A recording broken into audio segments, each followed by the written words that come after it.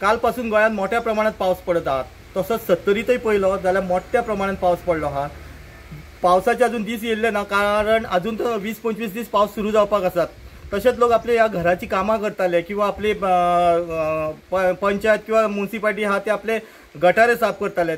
पण अचानक कालच्यान पावस सुरू जाल्ल्याक मोठो प्रॉब्लेम जाल्लो आहा. लोकांक खूप त्रास जाल्लो आहा. म्हणजे लोकांनी 70 भागात लोकांनी लाकडाची व्यवस्था करूंक ना आनी कितें करूंक ना. हेका लागून लोकांक मातसो प्रॉब्लेम जाल्लो आहा. आनी सद्या म्हणत जाल्यार मोठो प्रॉब्लेम वाळपण जाल्लो आहा तो जे इलेक्ट्रिसिटीन अंडरग्राउंड केबलिंग खातीर जे खड्डे मारलेले हाचो मोठो प्रॉब्लेम जाल्लो आसा.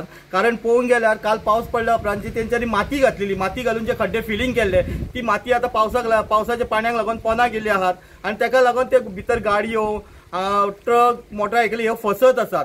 दुसरें पळोवंक गेल्यार अशें दिसता की अशेंच जर ते उरले जर तेका कवर कितें घालून तेंच्यांनी फिलिंग करूंक ना जाल्यार हेच्या फुडें हेचो त्रास मोठ्या प्रमाणात जातलो.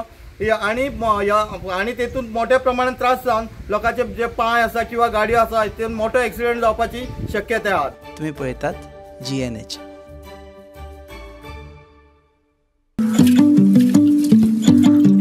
पळय गो शी पाड पडू हांचे कसलो सावार आयला देव जाणा. कितले आशेन हाडिल्ले हांवें सगळे.